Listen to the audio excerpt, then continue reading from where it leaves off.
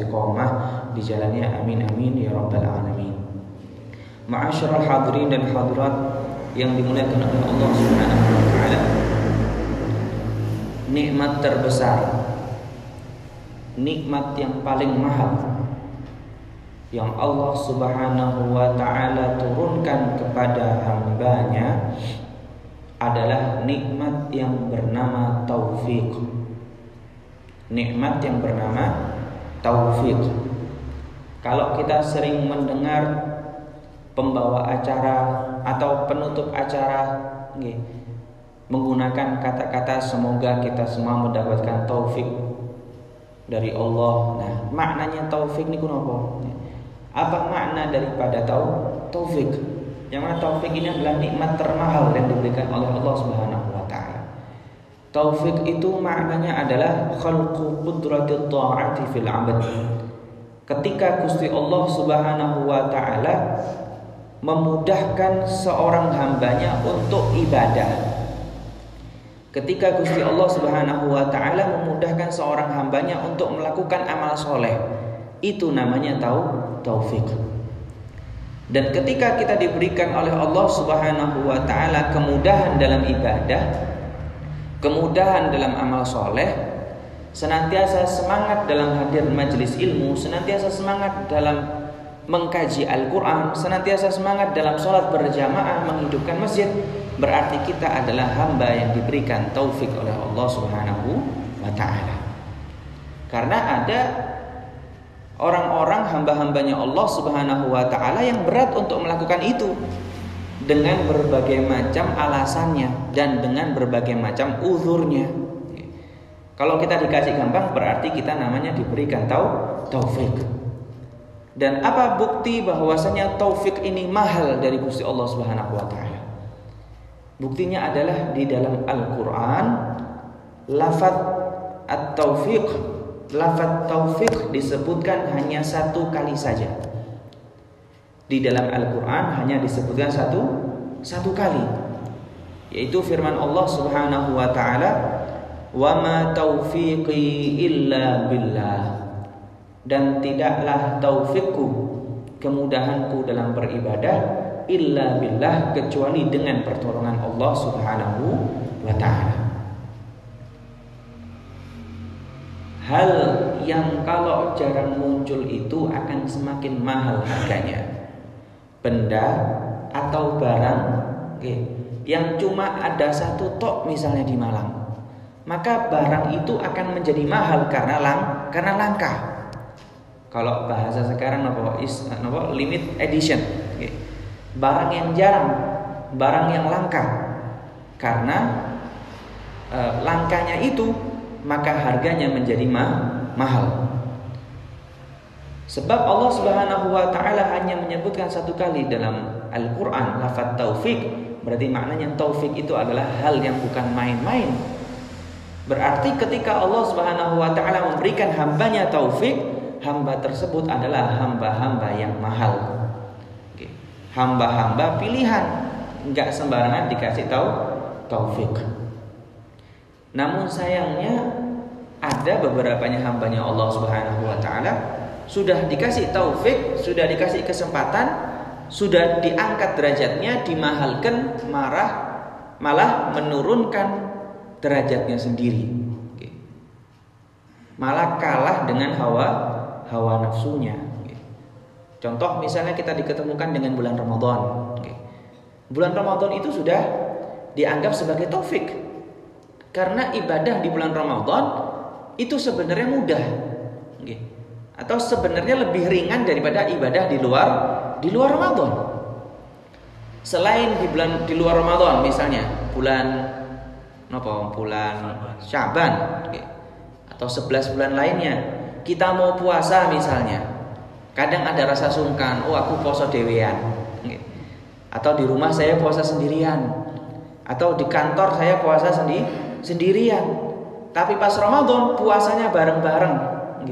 Jadi melaksanakan ibadah puasa seharusnya lebih mudah karena tidak malu, karena bareng-bareng. Atau tadarusan, misalnya sungkan tadarusan di masjid kalau selain bulan Ramadan. Tapi kalau Ramadan banyak temennya, bisa tadarusan bareng. Bahkan sebagian masjid kalau ba'da tarawih tadarusannya pakai pengeras suara. Atau ibadah-ibadah yang lain bisa dilakukan dengan bersama-sama, seharusnya lebih mudah, lebih ringan. Makanya Gusti Allah Subhanahu wa taala bahkan ketika di bulan Ramadan yang amal baik dihitung wajib, yang amal wajib dilipat gandakan oleh Allah Subhanahu wa taala. Seharusnya itu menjadi penyemangat. Tetapi ada saja yang kalah dengan hawa nafsunya, sehingga yang awalnya dikasih taufik oleh Allah Subhanahu wa taala dikasih kegampangan dalam ibadah, tetapi malah disia-siakan. Na'udzubillah min dzalik. Dan Gusti Allah Subhanahu wa taala paham siapa yang hambanya siap untuk mendapatkan taufik dan siapa yang hambanya masih belum siap. Maka daripada itu, ma'asyiral hadirin dan hadirat yang dimuliakan oleh Allah Subhanahu wa taala, kita sekarang sudah masuk ke tanggal 17 Ramadan. Ada beberapa peristiwa, di antaranya peristiwa nuzulul Quran, di antaranya peristiwa Badar. Yang mana peristiwa Badar itu di antara gambaran daripada hamba-hambanya Allah yang mahal, yang sudah dikasih taufik dan senantiasa menjaga taufiknya itu. Puasa-puasa berperang, puasa-puasa melawan hawa nafsunya. Padahal kalau secara logika tidak menang. Kalau secara logika musuhnya lebih banyak 2 kali lipat daripada umat Islam, ditambah umat Islam puasa, tenaganya itu enggak se-power ketika tidak berpuasa. Tetapi karena ia berhasil melawan hawa nafsunya, menjaga taufik yang diberikan oleh Allah Subhanahu wa taala, maka Allah berikan kemenangan. Dan tanpa terasa Allah Subhanahu wa taala melewatkan setengah dari bulan Ramadan kepada kita. Sedikit kita perlu merenungi, apakah puasa kita sudah pas, ataukah tadarus kita sudah pas, atau merasa sudah hatam 1 kali cukup terus tidak ngaji maneh. Oh, target saya Ramadan ini hatam 1 kali kok Ustaz, cukup wis mari. Wis hatam. Enggak mau lanjut lagi. Nauzubillah min dzalik. Ataukah ibadah kita, tarawih kita sudah pas? Mari kita merenungi bersama. Dan masing-masing itu jawabannya ada di diri kita sendiri. Ulama mengatakan, daqatu qalbil mar'i qailatun lahu innal hayata daqa'iqun wa thawani. Ketika kita merasa waktu-waktu berjalan begitu cepat, moro-moro wis 10, moro-moro wis 15, moro-moro wis 17. Tiba-tiba besok tiba-tiba udah Idul Fitri. Tanpa terasa.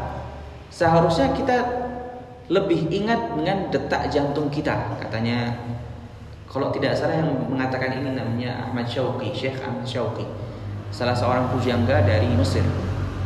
Daqatul qalbil mar'i qailatun lahu. Detak jantung yang ada di manusia ini seakan-akan mengatakan kepada pemiliknya, seakan-akan mengatakan kepada manusia, innal hayata daqa'iqun wa thawani. Sesungguhnya kehidupan itu hanya hitungan menit dan hitungan detik. Kalau kita dengar detak jantung kita dek dek dek loh, kok cepat? Mengingatkan bahwasanya hidupmu itu antara detak jantung itu. Jaraknya dari detak jantung yang pertama ke detak jantung yang kedua. Kalau detak jantungnya sudah tidak ada, berarti hidupnya sudah tidak ada. Diingatkan setiap harinya sama Allah Subhanahu wa taala. Oh, masih ada detak jantung yang begitu cepat, berarti umur saya tidak panjang. Kalau kita sadar akan hal itu, insya Allah tidak akan menyia-nyiakan kesempatan yang Allah Subhanahu wa taala berikan. Bahkan Kanjeng Nabi SAW yang sudah dijamin surganya, bahkan surga diciptakan karena Kanjeng Nabi Muhammad SAW, yang diampuni dosanya, bahkan Kanjeng Nabi SAW tidak punya dosa. Itu berusaha bagaimana menjadi hamba yang bersyukur. Bahkan ketika beliau sujud dan sujudnya lama sampai tatafattara qadamah, sampai kakinya beliau pecah-pecah. saking lamanya sujud, saking lamanya ibadah. Sayyidah Aisyah radhiyallahu taala tanya, "Wahai Rasulullah, bukannya engkau dosanya sudah diampuni yang telah lalu dan yang akan datang?" Kemudian Kanjeng Nabi menjawab, "Afala akunu 'abdan syakura?" Apakah saya tidak boleh menjadi hamba yang bersyukur? Itu adalah cara terbaik dalam menjaga taufik dari Allah Subhanahu wa taala.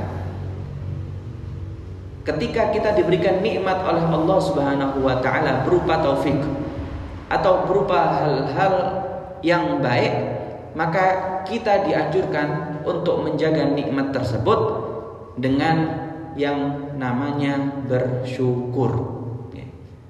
Sayyidina Ali bin Abi Thalib karamallahu wajhah, beliau mengatakan bahwasannya nikmat yang ada di seorang hamba itu akan terikat dengan syukurnya. Kalau dia tidak mensyukuri nikmat itu, maka Allah akan mencabut nikmat darinya. Bahkan Sayyidina Hasan Al-Basri radhiyallahu ta'ala melanjutkan bahwasannya nikmat itu tergantung dengan rasa syukur kita. Nikmat itu tergantung dari rasa syukur kita. Semakin besar rasa syukur kita kepada Allah, maka nikmat tersebut akan terasa semakin banyak. Dan semakin sedikit kita bersyukur, maka nikmat tersebut akan terasa semakin sedikit. Dan itu yang dinamakan dengan kufur nikmat. Allah Subhanahu wa taala kasih kita rezeki 10.000 dalam sehari misal. Tapi karena kita bersyukur, maka 10.000 itu akan menjadi banyak. Lantas kita berpikir, oh masih banyak orang yang kesulitan cari uang walaupun cuma 1.000 rupiah. Atau bahkan makannya pun juga sulit. Alhamdulillah saya dapat 10.000 sehari tapi masih bisa makan. Kalau bersyukur. Kalau tidak bersyukur, maka 10.000 itu akan menjadi kecil. Dan itulah cara terbaik dalam menjaga nikmat atau taufik yang diberikan oleh Allah Subhanahu wa taala. Ramadan yang sisa sedikit ini kita jalani dengan penuh rasa syukur. Kita jaga dengan penuh rasa syukur.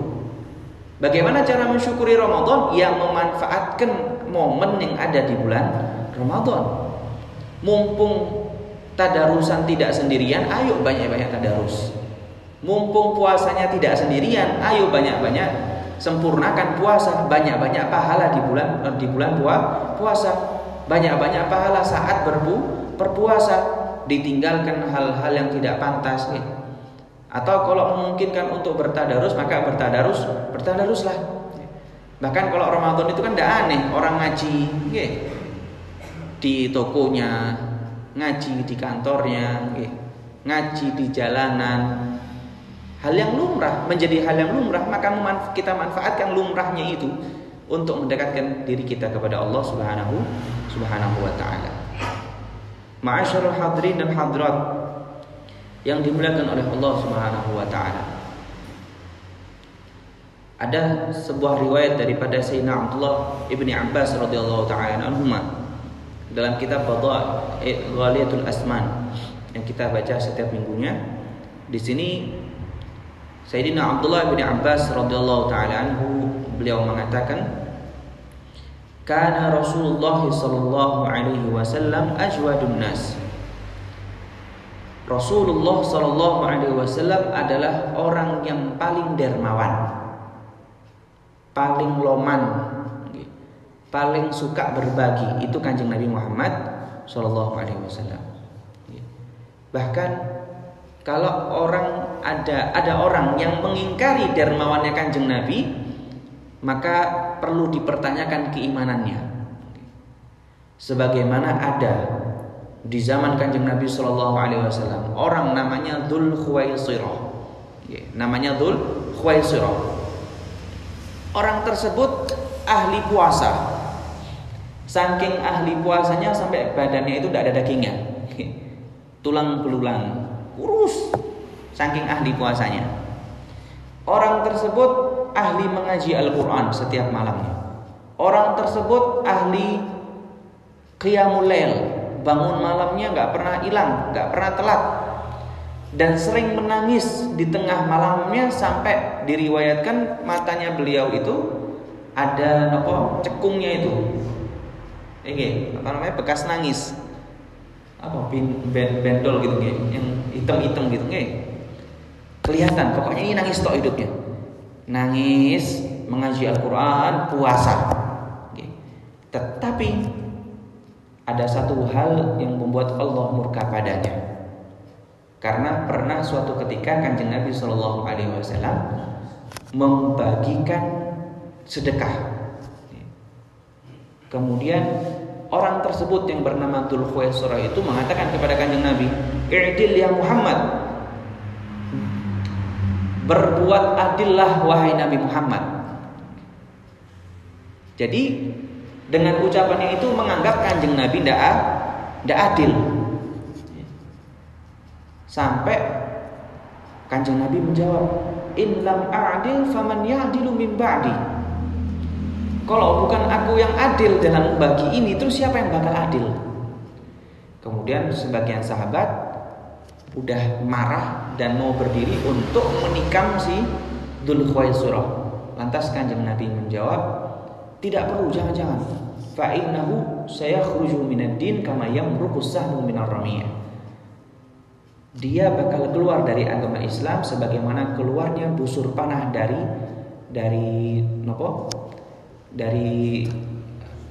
busurnya. Anak panah dari busurnya. Secepat itu. Ini maknanya adalah Kanjeng Nabi Shallallahu alaihi wasallam adalah orang yang paling dermawan dan paling adil. Wa kana ajwadu ma yakunu fi Ramadan hina yalqahu Jibril. Dan Kanjeng Nabi Shallallahu alaihi wasallam menjadi lebih dermawan lagi. Sudah dermawan dan sudah yang paling dermawan. Tetapi tingkatan kedermawanan Kanjeng Nabi Shallallahu alaihi wasallam lebih ketika di bulan Ramadan. Tatkala berjumpa dengan malaikat Jibril alaihi salam. Wa kana yalqahu fi kulli lailatin min Ramadan fayudarisuhul Qur'an. Dan malaikat Jibril alaihi salam menjumpai Kanjeng Nabi sallallahu alaihi wasallam lantas mentalqin atau mengajarkan Al-Qur'an. Fali Rasulillah sallallahu alaihi wasallam ajwadu bil khairi minar rihil mursalah. Bahkan dermawannya Kanjeng Nabi Shallallahu alaihi wasallam lebih dermawan daripada angin yang berhembus. Maknanya angin yang berhembus ini adalah yang namanya angin tidak pandang bulu mau nabrak siapapun. Ketika ada angin sepoi-sepoi, angin tidak bakal pilih-pilih. Oh, ini orang yang tak tabrak aja sama angin. Atau oh, ini yang tidak perlu saya kasih angin. Enggak. Tapi angin akan berhembus kepada siapapun dan sebanyak-banyaknya. Nah, Rasulullah SAW dermawannya lebih dermawan daripada angin yang berhembus. Alias Kanjeng Nabi SAW beliau adalah orang yang paling dermawan, khususnya di bulan Ramadan. Makanya di antara bentuk meneladani Kanjeng Nabi SAW banyak kegiatan kalau nuzulul Quran atau kegiatan Ramadan diisi dengan santunan anak yatim, digunakan untuk bersedekah, digunakan untuk santunan-santunan baik anak yatim ataupun fakir miskin ataupun janda-janda. Hal tersebut semata-mata meneladani Kanjeng Nabi Muhammad sallallahu alaihi wasallam. Kalau Kanjeng Nabi sallallahu alaihi wasallam tahu siapa saja orang-orang yang membutuhkan tanpa perlu data, kalau kita minimal ikhtiarnya dengan data gitu. Jadi kalau dikatakan ini tidak ada amalan dengan Kanjeng Nabi SAW, ya kita mencontoh Kanjeng Nabi dengan cara yang ada di zaman sekarang. Gitu. Maka dari itu, ma'asyarul hadirin dan hadirat rahimakumullah, banyak hal yang bisa kita lakukan di akhir Ramadan ini dalam rangka meningkatkan kualitas puasa kita. Di antaranya adalah bersedekah. Bahkan Kanjeng Nabi sallallahu alaihi wasallam bersabda, "As-shadaqatu tadfa'u maitatasub." Atau kama qala, bersedekah itu mencegah kematian yang buruk. Orang yang suka sedekah kemungkinan kecil wafatnya su'ul khotimah. Kemungkinan besar wafatnya husnul khotimah. Karena suka bersedekah.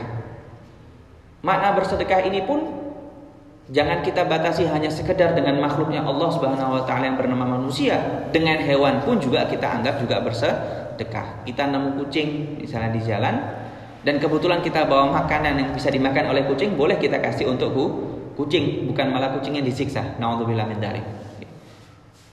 Hal tersebut merupakan upaya dalam meningkatkan kualitas Ramadannya kita. Kalau Ramadan tahun lalu kita cuma sekedar menghatamkan Quran 1 kali, cuma sekedar puasa tanpa batal, tanpa uzur, maka Ramadan tahun ini kualitasnya harus lebih. Karena belum pasti kita ketemu lagi dengan bulan Ramadan yang akan datang. Makanya Imam Abdullah bin Al-Haddad beliau mengatakan jangan sedih ketika bulan Ramadan pergi. Jangan sedih ketika Ramadan pergi, tapi sedihlah ketika Ramadan datang lagi kita sudah tidak ada. Itu baru sedih. Ramadan datang, kita sama Allah sudah gak dikasih umur, gak kesempatan ketemu lagi. Padahal Ramadan yang sekarang ini masih belum kita manfaatkan. Karena merasa masih muda, merasa masih sehat, merasa masih bisa ketemu lagi dengan bulan Ramadan. Makanya Kanjeng Nabi SAW mengajarkan, kalau ibadah itu anggaplah ibadahmu yang terakhir. Shollu sholata muwaddi'. Salatnya ya Allah ini salatku yang terakhir. Puasanya ya Allah ini puasaku yang terakhir. Biar menjadi totalitas, biar menjadi bagus. Ma'asyiral hadirin dan hadirat yang dimuliakan oleh Allah Subhanahu wa taala. Dalam hadis lain Rasulullah sallallahu alaihi wasallam beliau bersabda,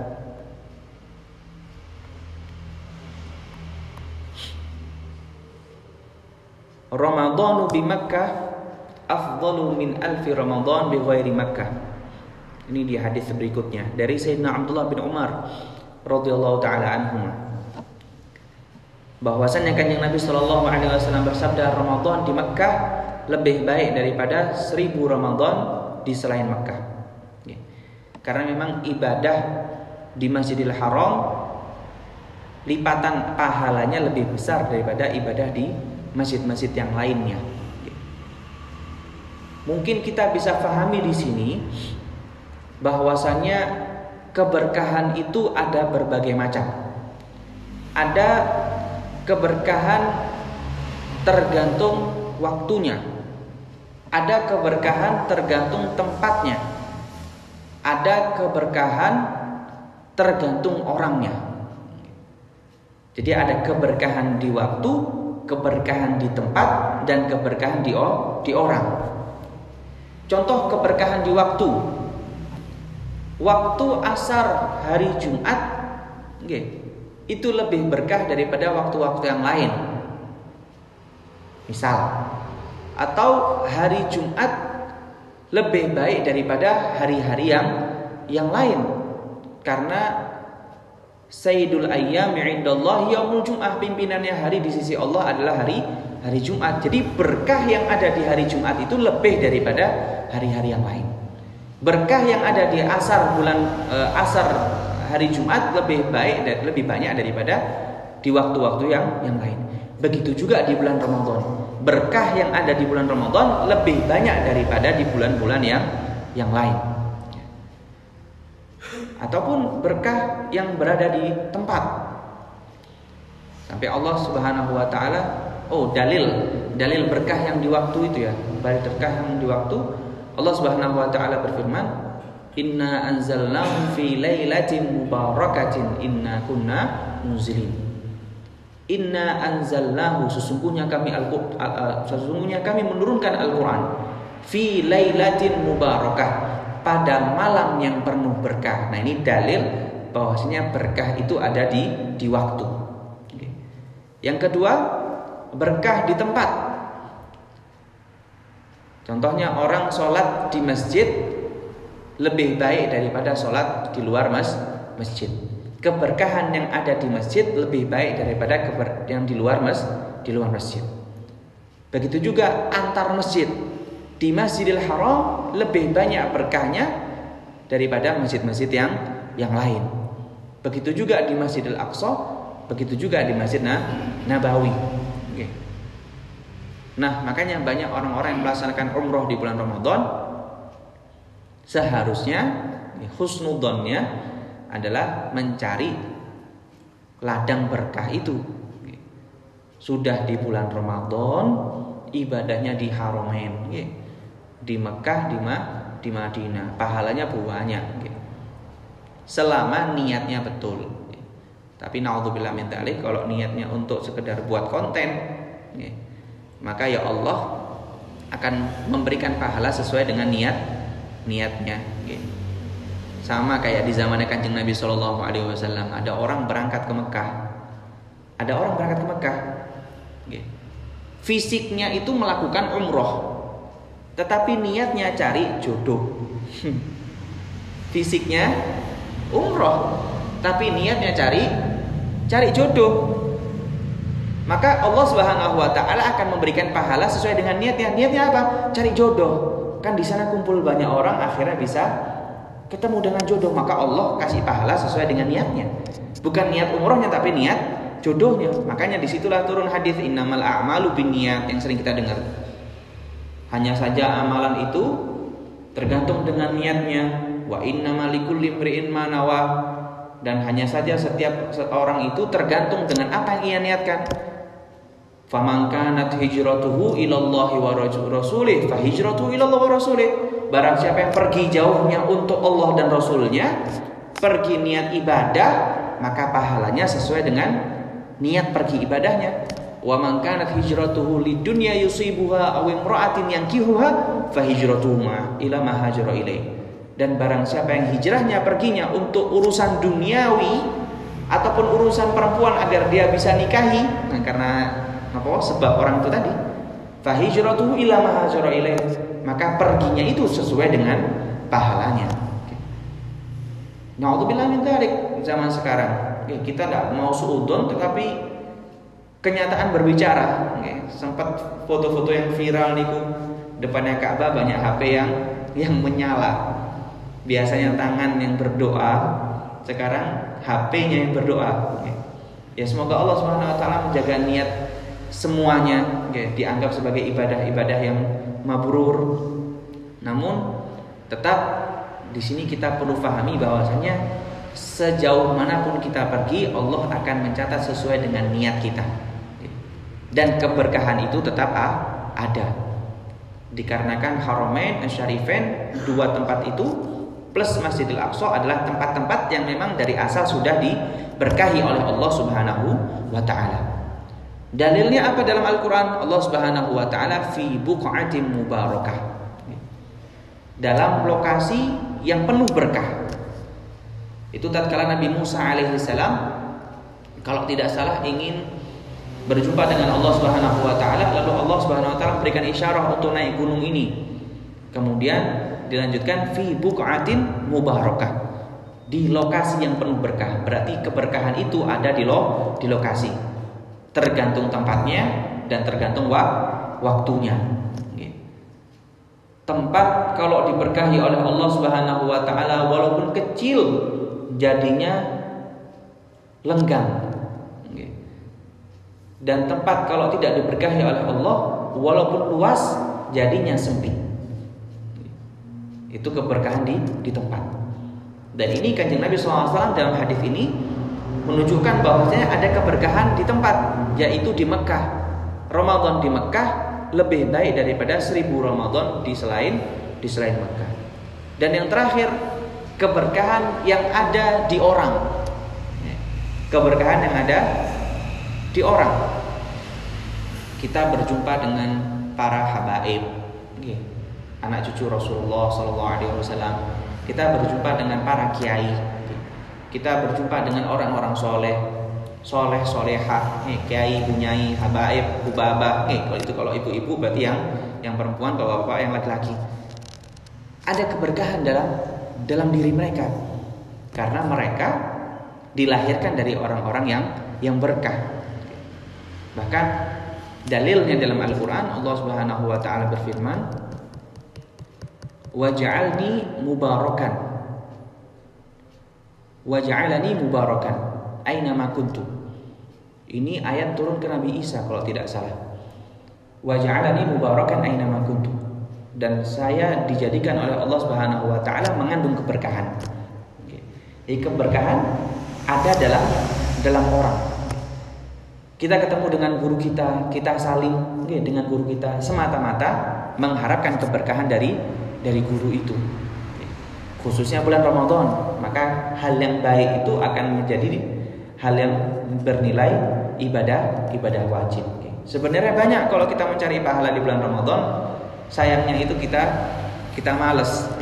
Sebenarnya banyak. Ini hadis diriwayatkan oleh Sayyidina Abdullah bin Umar dan ditakhrij oleh Al-Bazzar dalam musnadnya. Ma'asyiral hadirin wa zumratal mu'minin rahimakumullah. Orang kalau sudah berada di bulan Ramadan, berarti orang tersebut dianggap oleh Allah Subhanahu wa taala siap untuk menyambut tamunya. Pernah saya jelaskan bahwasannya Ramadan itu ibarat tamu. Ketika datang bulan Ramadan kita mengucapkan ahlan wa sahlan, selamat datang. Dan yang namanya tamu itu tidak boleh disia-siakan. Kita kedatangan tamu dicuekin tamunya, maka tamunya akan kecewa dan akan pergi.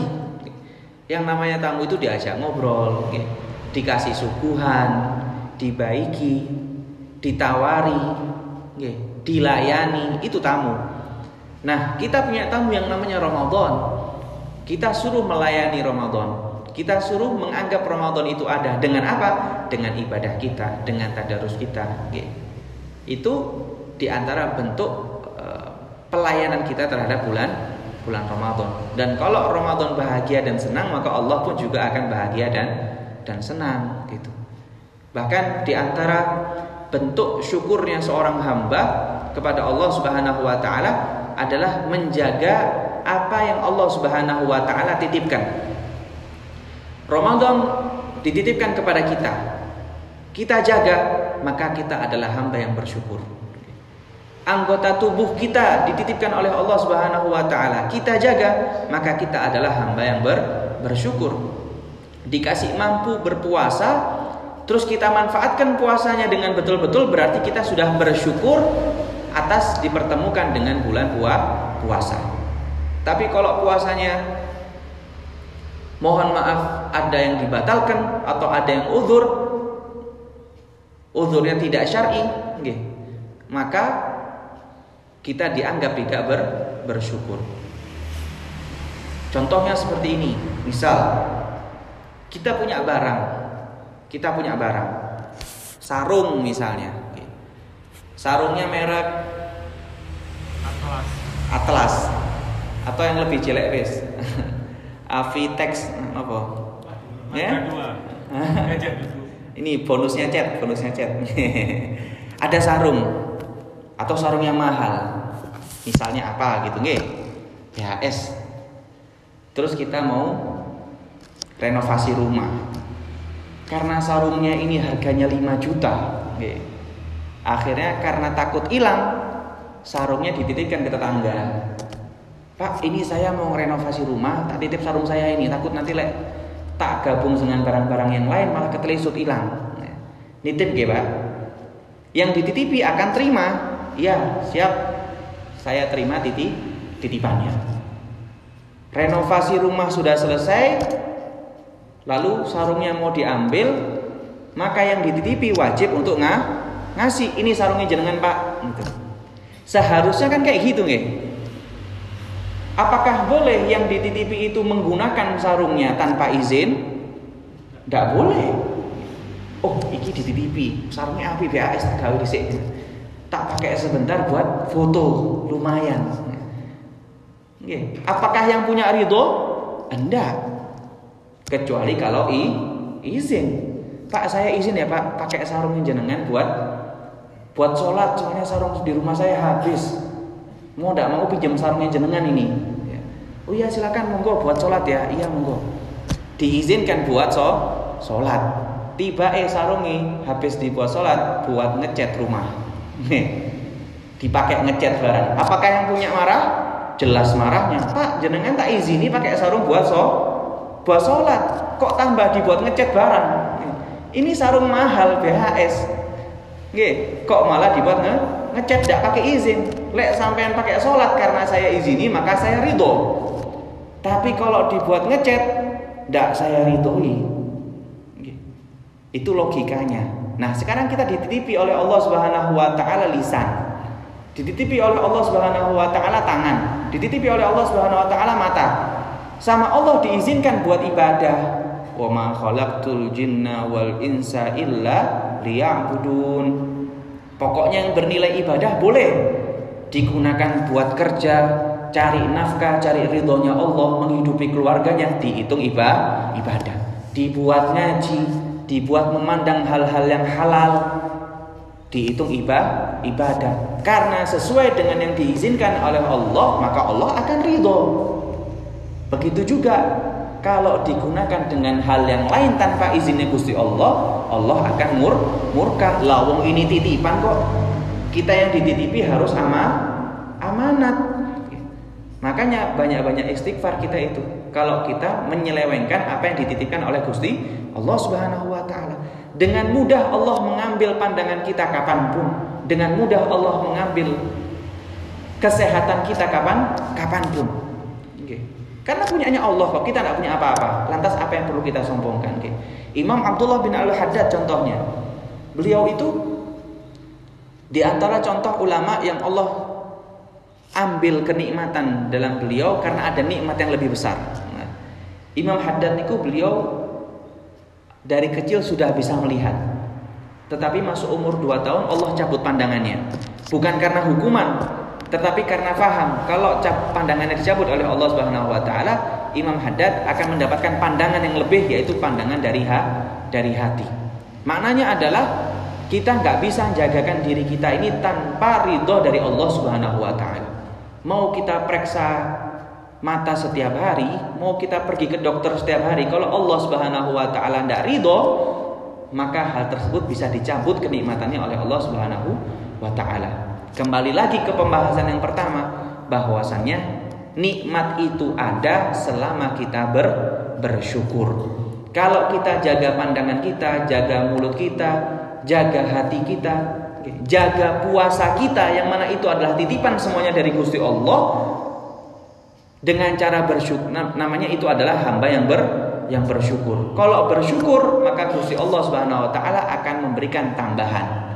La in syakartum la azidannakum wa la in kafartum inna adzabi lasyadid. Kalau engkau bersyukur, bisa menjaga nikmat yang aku kasih, tak kasih titipan, tak ketemukan dengan bulan Ramadan, bisa menjaga Ramadan dengan baik, tak kasih kesempatan buat berpuasa, tak kasih kesehatan biar mampu puasa full, bisa dimanfaatkan dengan baik, maka Gusti Allah akan memberikan bonus, memberikan tambahan, di antaranya dengan Lailatul Qadar. Allahumma ja'alna minhum. Sebagaimana walillahil matsalul a'la. Ini gambaran, bukan berarti menyamakan Allah Subhanahu wa taala dengan makhluk. Tidak. Allah tidak sama seperti makhluknya. Tetapi agar kita faham, terkadang kita perlu digambarkan dulu baru faham. Ada seorang anak. Ada seorang anak dengan orang tuanya. Yang mana orang tuanya ini diminta sama anaknya uang. Bu, Pak, jaluk duit. Kalau bahasa anak sekarang. Minta uang. Buat apa? Ini, Pak, kuota internet sudah habis.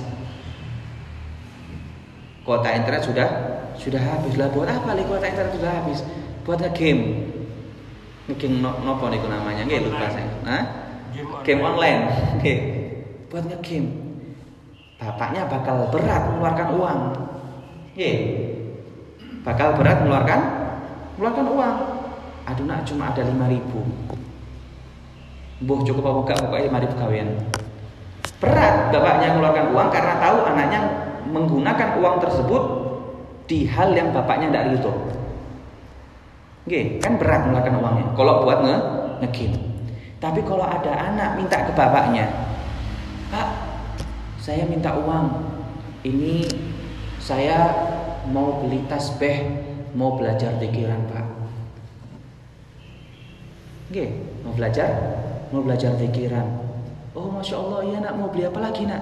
"Oh, ini mau beli Al-Quran, Pak." Uangnya dilebih-lebihkan. "Alhamdulillah, anakku beli tasbih, beli Al-Quran." Bahkan bapaknya ngasih uang lebih, "Nak, susuke sampean buat jajan." Kenapa? Karena uangnya tahu digunakan hal yang baik. Kalau anaknya membeli hal yang baik, maka bapaknya sampai ngasih bonus. Kadang bapaknya ngetes, "Tak kasih 5.000 jadi apa sih uangnya?" Ternyata anaknya nggak beli apa-apa. Moro ditanya, "Nak, kok nggak beli apa-apa?" "Iya bah, ini uangnya tak tabung. Siapa tahu bisa berkurban tahun depan." Itu ada, ada nyata itu. Siapa tahu uangnya bisa berkorban tahun depan. "Oh ya, nak, tak tambahi uangnya nak, sampai tabung." Bahkan lebih banyak uangnya daripada ketika minta uang buat beli kuota internet. Ini cuma gambaran aja, biar kita lebih paham. Gusti Allah Subhanahu Wa Taala lebih dermawan daripada itu. Cuma kita ini harus sadar, ketika kita minta sama Allah macam-macam, tetapi kita melanggar daripada titipannya Gusti Allah, ya jangan harap banyak. Ini semua hanya untuk gambaran agar kita bisa paham. Bukan berarti Gusti Allah seperti itu. Walillahil matsalul a'la. Gusti Allah tidak sama dengan makhluknya sama sekali. Cuma kita agar bisa paham bahwasannya segala titipannya Allah Subhanahu wa taala wajib kita jaga daripada nikmat-nikmat yang ada. Jangan sampai nikmat tersebut Allah Subhanahu wa taala cabut. Jangan sampai nikmat tersebut Allah Subhanahu wa taala hilangkan dari kita. Jangan menunggu Al-Quran menghilang lantas kita pengen mengaji. Bahkan dikatakan nanti kalau hari kiamat sudah dekat, mushaf-mushaf yang ada itu akan menjadi lembaran yang kosong, tulisan-tulisannya hilang, dan para hufadzul Quran sudah wafat. Na'udzubillah min dzalik. Kalau sekarang Al-Quran salah cetak langsung bisa dibenahi. Satu huruf aja, satu titik saja salah, sudah bisa dibenahi. Nanti di akhir zaman, di puncaknya akhir zaman, para hufadzul Quran di antara hamba-hambanya Allah yang Allah cabut dulu umurnya. Lalu bertahap mushaf Al-Quran itu tulisannya hilang. Kita mau ngaji tidak bisa, mau apalan ya udah apal, apalikul huwallahu ahad. Nah sekarang males ngaji, jangan sampai nunggu mushafnya hilang baru menyesal. Mumpung kita di bulan Ramadan, mumpung kita ada sisa setengah daripada bulan Ramadan, mari kita manfaatkan bersama-sama menggapai ridhonya Allah Subhanahu wa taala. Amin ya rabbal alamin. Mungkin itu saja yang bisa kami sampaikan, mungkin bermanfaat di dunia wal akhirah. Allahumma ja'al jam'ana hadza jam'an marhuma wa tafarruqana min ba'dihi tafarruqan ma'suma wa la taj'al fina wa la ma'ana syaqiyan wa la mahruma wa an babi rahmatika matruda. Wa sallallahu ala sayyidina Muhammad wa ala alihi wa sahbihi wa sallam. Alhamdulillahi rabbil alamin. Wal 'afwu minkum. Wassalamualaikum warahmatullahi wabarakatuh. Kita baca kafaratul majlis. Subhanakallahumma bihamdika asyhadu an la ilaha illa anta astaghfiruka